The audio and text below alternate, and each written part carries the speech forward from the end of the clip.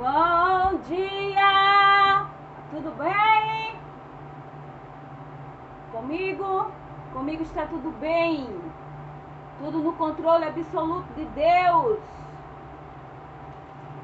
Vamos meditar?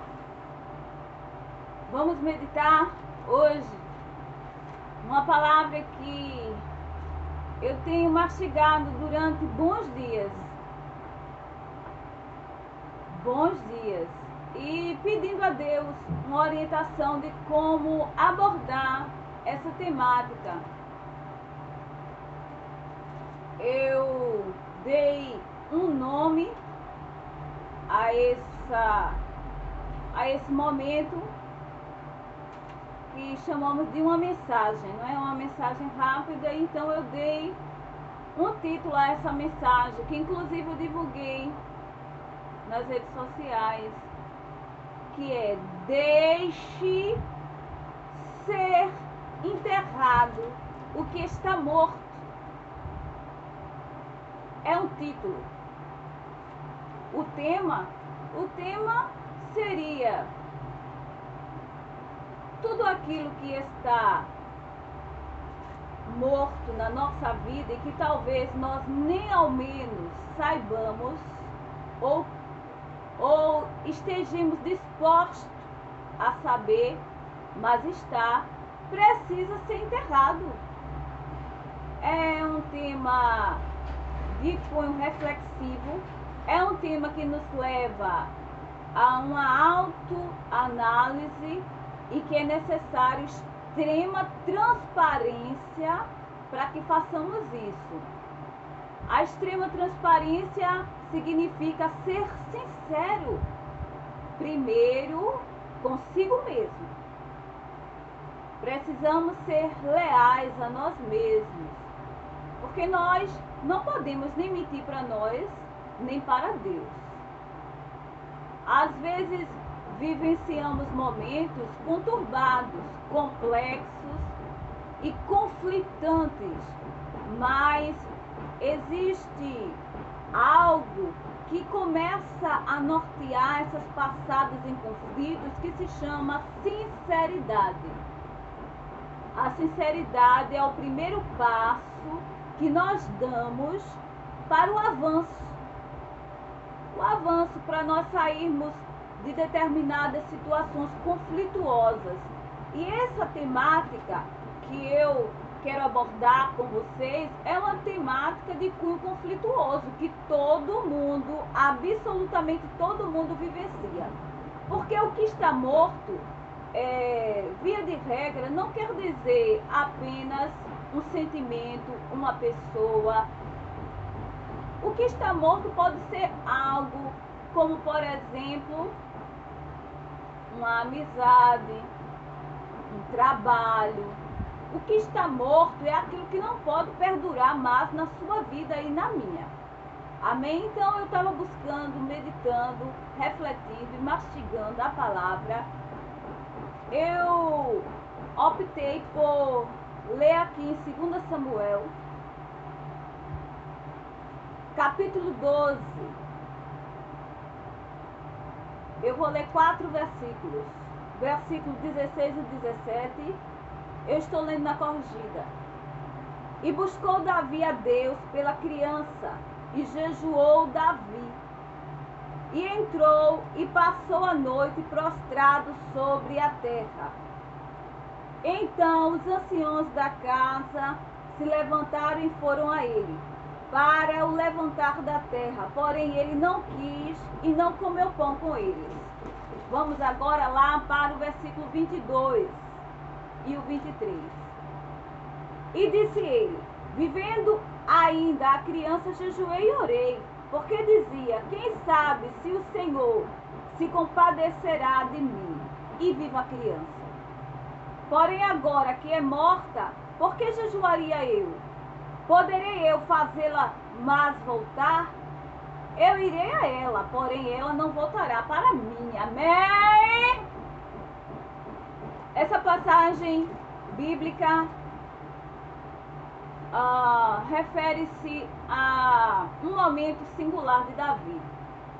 Davi, ele já havia sido repreendido pelo profeta Natã, porque estava omitindo um adultério e um co-assassinato, porque ele foi ali o pivô da morte de Urias, seu soldado, o homem pelo qual ele teve a sua esposa por mulher e engravidou aquela mulher, chamada Betseba, ou Batseba, independe da versão. Pois bem, Davi, depois de ser repreendido, ele também ouviu uma sentença de Deus. A criança que está no ventre dela não vai viver. Mas ainda assim, como começamos a ler aqui a passagem, vemos que Davi buscou a Deus, buscou intensamente. Esse buscar a Deus não é uma oração simplesinha não, hein? Não. Era orações de dias e dias sem parar, trancado num quarto, em jejum e oração, em aflição, em quebrantamento, em choro, em pranto. Davi salmodiava, Davi era um expert em tocar no coração de Deus. Não é à toa que ele foi chamado um homem segundo o coração de Deus, porque ele sensibilizava a Deus. Davi era perito. Ele era perito em sensibilizar o coração do Altíssimo. Olha os salmos de Davi. Davi era romântico e apaixonado por Deus. E Deus por ele. Mas homens e mulheres apaixonados por Deus também erram. E ele fez algo horrendo e abominável. E o ato pior do que esse foi omitir e não confessar. E cada ação traz consequências. Então ele, depois de repreendido, ouviu a sentença. Ficou muito aflito e entrou ali naquela batalha espiritual. Uma batalha ininterrupta, até que ele, ouvindo os sussurros, os murmúrios no palácio, ele percebeu que a criança de fato havia morrido. E não havia mais por que ficar jejuando, orando e chorando. Homem experiente, homem valente, mas principalmente homem amadurecido.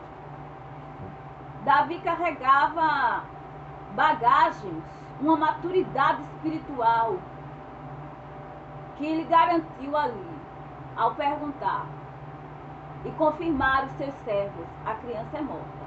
Ele se levantou, tomou seu banho, se vestiu bem, pediu que pusesse a mesa, comeu, bebeu. E então, como não era apto naquela ocasião, isso não se fazia, houve ali um grande alvoroço e aquela questão do povo foi colocada a ele, expuseram a ele. Mas o Senhor, pensávamos que o que havia de ser. Aí ele disse essa expressão lida aqui no versículo 23. Poderia eu fazê-la mais voltar? Parte B do versículo. Eu irei a ela, porém ela não voltará a mim. Ele foi objetivo. Ele não foi insensível, ele foi objetivo. Da maneira que Deus, ele quer nós servos dele. É claro que ele já tinha um grau de maturidade espiritual muito grande para que ali ele viesse declarar essa frase. Até para ele mesmo. Você sabia disso? Que chega uma conscientização e ali ele falando, ele próprio testificava para ele. Para nós, essa reflexão nos traz grandes dimensões para que venhamos avaliar. Primeiro, que eu iniciei essa reflexão. Primeiro, a sinceridade, ela precisa ser o primeiro passo a ser dado para nós encararmos os fatores da vida e observarmos o que está morto na minha vida e que eu não posso perdurar, porque eu não tenho o dom, eu não tenho a capacidade de fazer ressuscitar. Amém? Essa morte aqui é o literal, é a morte física de alguém. Só que eu estou levando essa palavra num cunho bem abrangente e eu sei que vocês estão compreendendo perfeitamente. Que na nossa vida, determinadas coisas que nos apegamos já está podre, em putrefação, fede. E nós não podemos perdurar com aquilo. Por quê? Porque vai trazer mal-estar para nós. Que é esse ponto-chave. Muitas pessoas perguntam, e como é que eu vou saber o que está morto? E como eu percebo se eu não tenho a maturidade de Davi? Se eu não tenho essa comunhão tão íntima e tão plena? Isso a psicologia explica. E você não precisa ser expert na psicologia formal. A psicologia da vida também. Sabe como você vai perceber o que está morto? É aquilo que não frutifica mais. É aquilo que não lhe dá mais prazer, mas sim dor. Compreende? É tudo na vida que produz em nós mais dores, amarguras, tristezas, feridas na alma, do que satisfação e alegria, está morto. É óbvio. Não adianta insistir, porque vamos conviver com cadáveres. Seja uma amizade que não pode mais perdurar na nossa vida. Por quê? Porque só traz coisa fétida. Sabe o que é coisa fétida? É desconforto, é inconveniência, são ações que causam maiores tristezas do que a que já foi causada. Então eu preciso saber aquilo que está morto na minha vida. Eu não vou insistir, porque eu não tenho como ser humano, por mais comunhão, e mesmo que segundo o coração de Deus eu seja, eu não tenho capacidade de trazer à vida aquilo que já está morto. E eu não posso insistir, porque eu vou trazer desgaste e morte para mim mesma. Esses são os lances muito complicados da vida, principalmente nós, servos de Deus, que complicamos muito as coisas por lermos a palavra, mas sem reflexão. Ou seja, sem essa análise num contexto, num todo, não é? A gente toma uma passagem isolada, a viúva com juízo iníquo. Mas de tanto ela insistir, ele se aborreceu e ouviu. Ali fala sobre a perseverança, que devemos perseverar. Mas o cunho da mensagem hoje é que existe sim determinadas situações em contextos aos quais estamos inseridos, que precisamos, ainda que com dor extrema, não causar piores na nossa vida, querendo que cadáveres permaneçam ao nosso lado. Esse cadáver, como já foi falado, e eu vou repetir, pode ser um sentimento, pode ser uma pessoa no literal, que alimentamos e com dó. Sabe o que é dó? Mas existe muito isso entre nós. Aquela dó, ai que dó, ai que dó. Porque algumas pessoas falam a peninha, né? Ai que peninha dela, ai que peninha dele. Não, isso não é sentimento. A palavra de Deus fala sobre compaixão. Mas compaixão não tem nada a ver com esse contexto. É aí onde entra a objetividade, a lógica, que também precisa fazer parte da nossa vida.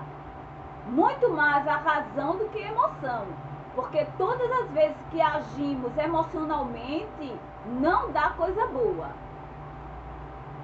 Mesmo sendo pessoas sentimentais, não podemos confundir agirmos emocionalmente e fazermos bobagem. Eu não posso por compaixão, a chamada peninha, eu vou dar mais uma chancezinha. Não. Se é fim, é fim. Quando Deus ele coloca um ponto final, é um ponto final.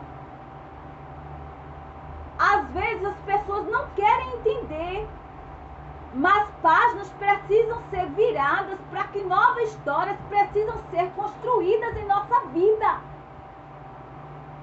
E às vezes as páginas não são viradas, elas são arrancadas mesmo, para que venhamos esquecer. Porque não importa qual é esse morto, se teve significado, se foi extremamente importante, se teve uma grande relevância, Deus é aquele que suscita momentos muito mais maravilhosos. Deus é aquele que cria situações muito melhores. O problema é nós sairmos da estagnação, que é esse estágio de Davi prostrado ainda. Imagine se Davi permanecesse prostrado em jejum e oração por algo que já estava morto. Captaram? Sacaram a moral da história? A moral da história, atitude, reaja, reaja. Deus, ele sempre vem para nós com um verbo de ação. Jesus, ele é parada. Não espere que Deus vai dizer, continue aí que eu vou agir por você. Não. Ele vem nos diz,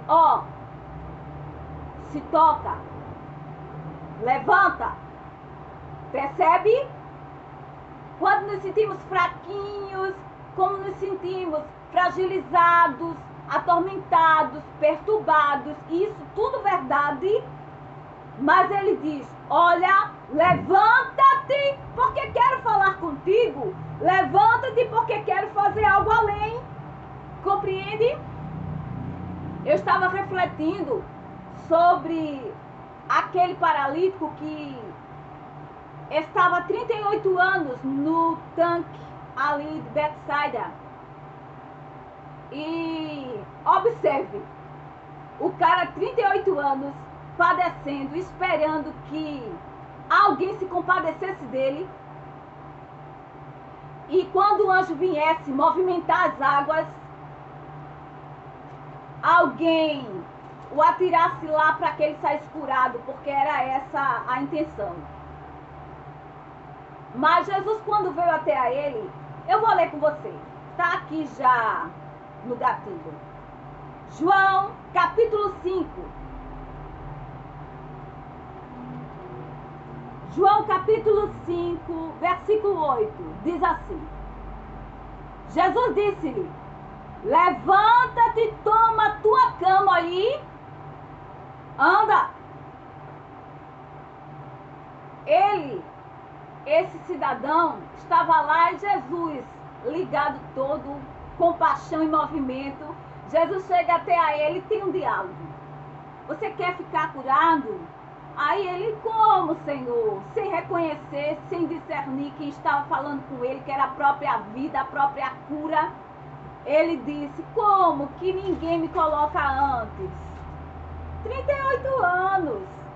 Aí Jesus disse, quer ficar são?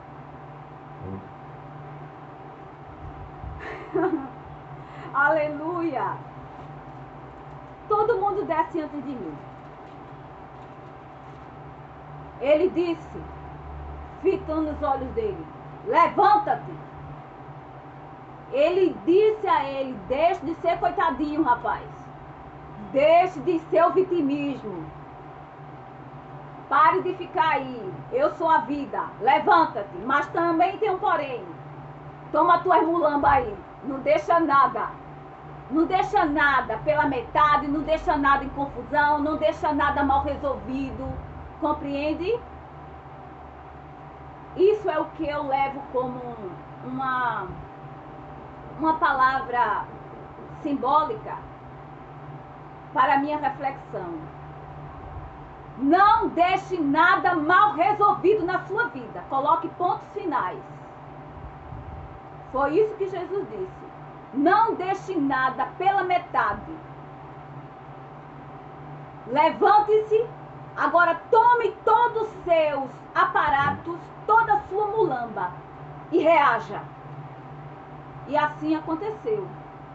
Assim somos nós. Talvez você já esteja curado e nem saiba.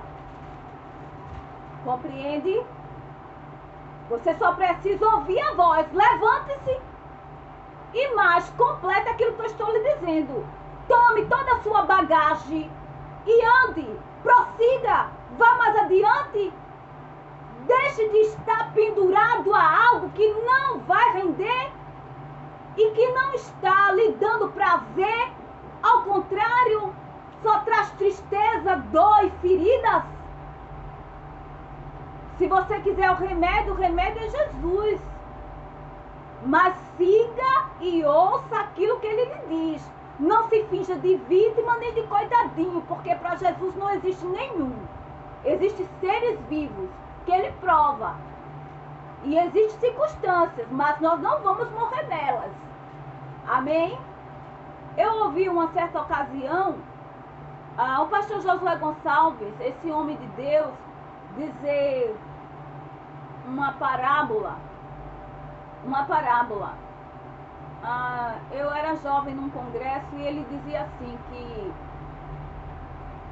o pai deu uma moedinha de 1 centavo ao filho, bem pequenininho, e ele colocou numa garrafa.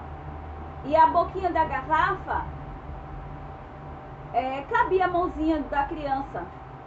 Esticando a mão, ele colocou a mãozinha dentro. E ali ele ficou com a mão presa, porque quando ele foi tirar, ele tirava com a mão fechada para segurar a moeda de 1 centavo. E ele não tirava. Aí o pai dizia: solte, que eu tenho algo melhor para você. Oferecia bem mais dinheiro para ele. E ele lá segurando aquela moedinha de 1 centavo. E o pai tentando dizer a ele: é 1 centavo, não vai dar para nada. Eu estou lhe dando, mas solte. Então, é essa atitude que nós temos. Porque foi isso que o pastor fez refletir, que eu tomo posse da parábola hoje. Esse morto, que muitas vezes ficamos cultivando e alimentando, e só traz desgaste, não é? Porque o que é morto é podre, é sujo, precisa ser enterrado e bem enterrado. Aí estamos como esse menininho, com a moedinha de 1 centavo agarrada sem querer soltar. Só que o Pai Celeste, ele tem riquezas incontáveis. Mas precisamos tomar a atitude, sabe? Levanta-te, toma a tua mulamba, cara, e anda. É isso. Jesus quer que venhamos tomar a atitude. Esteja disposto, porque é Ele que vai fazer. É Ele que vai fazer. Existem mortos que Ele ressuscita, eu sei. E depois de 4 dias, você sabia, né? É óbvio, tá lá em putrefação. Mas Ele diz: Lázaro, sai para fora. Compreende? Mas esse lance aí, Deus, Ele lhe vai fazer entender. Quando os mortos precisarem ser ressuscitados, Ele vai lhe dizer: tire a pedra. Compreende? Existem casos e casos. O meu caso específico hoje, eu não vou usar de pretextos e nem fazer celeuma na mensagem. A mensagem é: enterre ou deixe ser enterrado seu morto ou mortos. Porque às vezes queremos cultivar um cemitério dentro da nossa casa espiritual, que se chama Templo e Morada do Espírito Santo, coração. Às vezes queremos ter um cemitério. Um cemitério. Peça para Deus fazer uma limpeza completa. Uma limpeza de ossos, de sujeira, de mulambice que você está alimentando e cultivando, para que a sua vida dê uma engrenada, para que a sua vida caminhe numa marcha mais veloz, porque é isso que Deus quer. Amém? Não tenha medo não, coloque pontos finais, não deixe nada mal resolvido, deixe tudo bem claro e bem explícito e não tenha medo. Não tenha medo do novo. Não tenha medo do novo. Não tenha medo do novo. Porque Deus, Ele é novidade. É isso que a palavra diz. Eu sou novidade, novidade de vida. Ele abre caminhos novos. Ele cria fontes em meio ao deserto. Ele faz florir em caminhos desertificados. Basta que venhamos ouvir seus preceitos, obedecer aquilo que Ele tem designado e determinado, e outras novidades surgirão. As coisas velhas se passaram e eis que tudo se faz novo.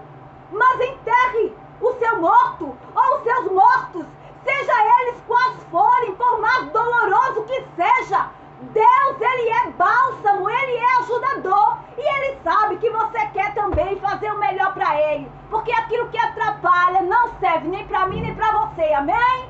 Muito obrigada, um beijo!